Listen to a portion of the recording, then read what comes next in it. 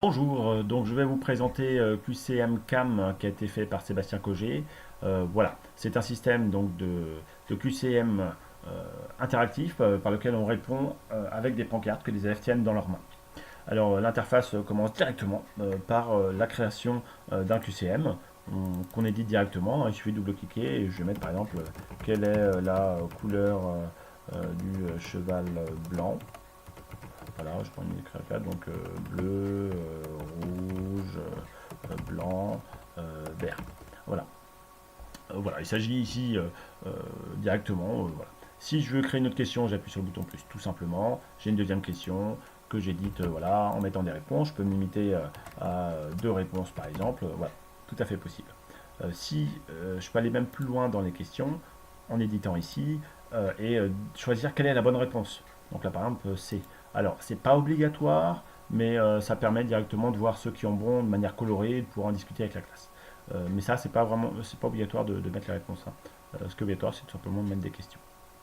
Bien, une fois qu'on a fait ça, il suffit là de dresser la liste des participants. Alors soit on utilise les classes anonymes que propose le site directement, on distribue les pancartes et on s'en moque de savoir qui a quelle pancarte.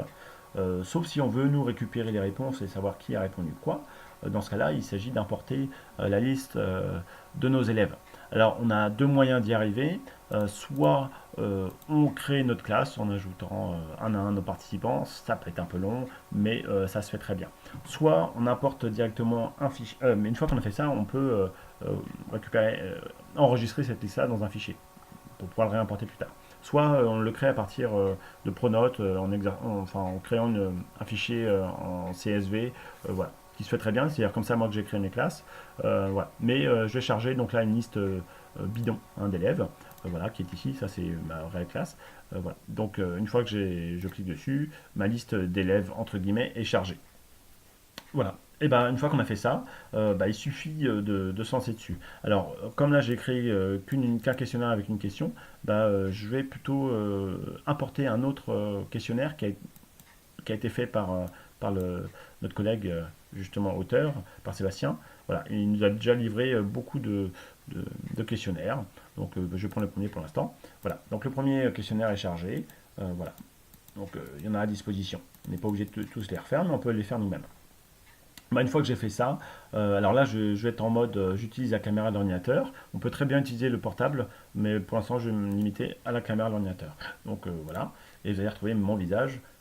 Bonjour, voilà. Donc une fois qu'on a fait ça, là on est lancé. Donc là je vais vous présenter, mais j'ai pas lancé encore le scan. Mais voilà, là j'ai imprimé en tout petit, mais normalement ça c'est sur une feuille ou deux par feuille que les élèves tiennent et orientent pour donner la réponse. Voilà.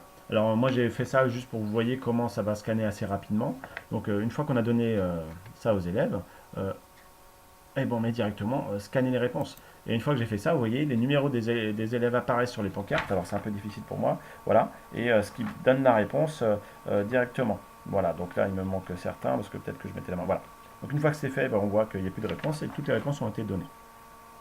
Alors soit je passe à voir les réponses directement, ça me fait un petit diagramme et on voit le nombre de personnes qu'il y a. Je peux récupérer ces réponses. Vous voyez ici qu'on a directement qui a donné quoi comme réponse. Voilà, et avec un score. Puisqu'en fait, les bonnes réponses que j'avais saisies avant, euh, voilà, ça permet d'incrémenter le score. Et puis là, on voit les questions qui arrivent. Donc là, il y a 5 questions de mon questionnaire. Donc je ferme pour l'instant. Je peux passer à la question suivante. Rebelote, faire la même chose. Je scanne la réponse. Voilà.